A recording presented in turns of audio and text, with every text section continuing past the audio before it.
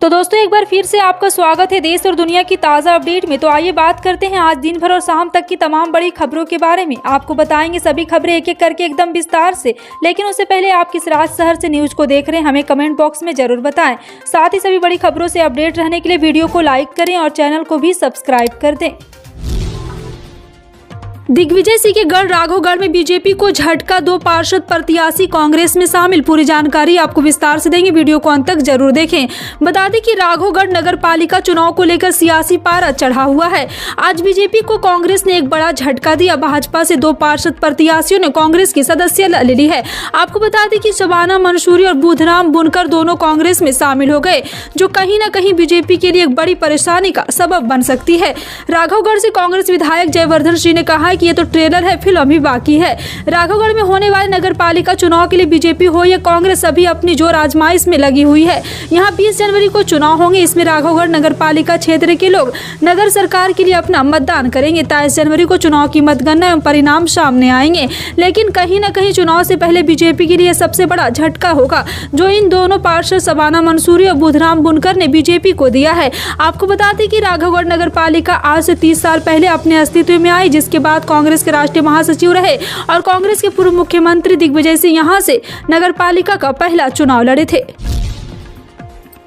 कांग्रेस महासचिव प्रियंका गांधी 16 जनवरी को कर्नाटक दौरे पर रहेंगी। वह यहां महिलाओं के लिए आयोजित एक सम्मेलन में शामिल होगी।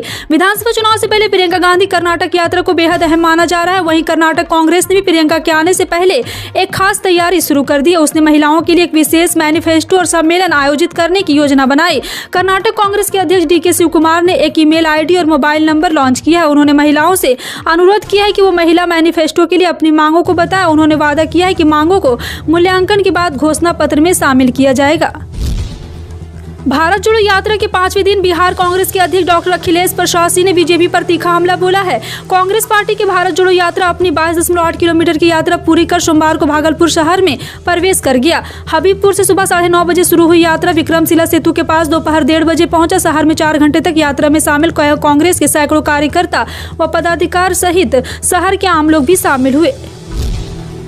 दिल्ली NCR समेत कई राज्यों में लगातार दूसरे दिन घना कोहरा दिखाई पड़ रहा है। सोमवार रात से ही कोहरा छाने लगा था और मंगलवार सुबह यह और भी घना हो गया।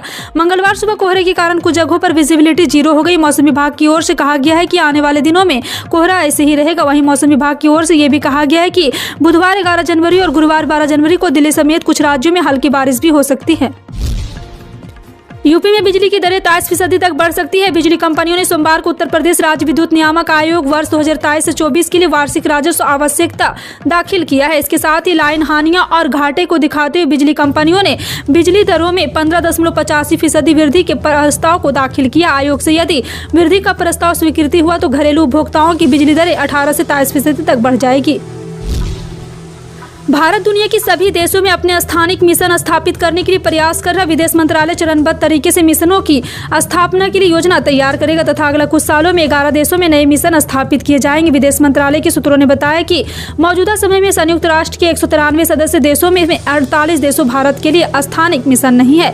आपको बता दें कि ये बहुत छोटे देश है, जिनमें से ज्यादातर लैटिन अमेरिका और अफ्रीका महाद्वीप में है। भारत में राष्ट्रीय हरित हाइड्रोजन मिशन के तहत देश की ऊर्जा स्वतंत्र बनाने की योजना बनानी गई है। इसके तहत अर्थव्यवस्था के प्रमुख क्षेत्रों को कार्बन मुक्त करना, वैकल्पिक ईंधन के उत्पादन, उपयोग और निर्यात के लिए भारत को एक वैश्विक केंद्र में बदलने का उद्देश्य तय किया गया है। सरकार ने हाल में इस मिशन के लिए 19,744 करोड़ रुपए की प्रोत्साहन योजना को मंजूरी दे दी है। आश्रम फ्लाईओवर के बंद होने के चलते राजधानी दिल्ली इन दिनों जाम की समस्या से जूझ रही है। माना जा रहा है कि आने वाले समय में स्थिति और खराब हो सकती। दरअसल दिल्ली में आश्रम फ्लाईओवर पर चल रहे निर्माण कार्य के बीच आने वाले दिनों में अन्य सड़कों पर रिपेयर और कंस्ट्रक्शन का काम शुरू होना है। पूर्वी दिल्ली में आनंद विहार में 6 लेन का फ्लाईओवर का निर्माण शुरू हो चुका है, तो वहीं चिराग दिल्ली फ्लाईओवर और द्वारका अंडरपास कर भी काम की योजना। ऐसे में दिल्ली वासियों के लिए ट्रैफिक के लिहाज से आने वाले दिनों में और दिक्कतों का सामना करना पड़ सकता है। महिला सुरक्षा के लिए पश्चिम बंगाल में अनोखा लोकेशन ट्रैकिंग सिस्टम लॉन्च किया गया है। इस सिस्टम की मदद से महिलाएं चलती गाड़ी में भी सिर्फ एक पैनिक बटन दबाकर तुरंत मदद हासिल कर सकेगी। इस ट्रैकिंग सिस्टम पर पुलिस के साथ साथ राज्य का यातायात विभाग भी नजर बनाकर रखेगा। इस सिस्टम को गाड़ियों में लगाने का काम बंगाल में शुरू हो चुका है। पश्चिम बंगाल की मुख्यमंत्री ममता बनर्जी ने कोलकाता में इस ट्रैकिंग सिस्टम के साथ एक मोबाइल ऐप सोमवार को लॉन्च किया और लॉन्चिंग के बाद भी सीएम ममता ने कहा है कि सभी वाहनों में एक ट्रैकिंग सिस्टम लगाया जाएगा। इससे पुलिस गाड़ियों की स्पीड पर नजर रख सकेगी। पिछले दिनों से चीन में कोरोना के मामले आए तेजी से उछाल के बाद भारत में भी चिंता बढ़ गई है। इसके मद्देनजर केंद्र और राज्य सरकारें अलर्ट मोड पर आ गई है। लेकिन करीब 3 हफ्ते बाद एक बार फिर से राहत की खबर सामने आई। 3 हफ्ते बाद देश में कोरोना मामलों में तेजी का कोई संकेत नहीं है। 2 सप्ताह कोरोना मामलों में हल्की वृद्धि दर्ज की गई थी, लेकिन पिछले सप्ताह एक बार फिर से कोविड केस में गिरावट दर्ज की गई है। आपका इन सभी खबरों पर क्या कहना है, कॉमेंट सेक्शन में टाइप करके जरूर बताएं। इसी तरह की पल पल की अपडेट जानने के लिए जुड़े रहें आप अपने हेडलाइंस न्यूज के साथ। मिलते हैं अगली बड़ी खबर में, तब तक के लिए जय हिंद।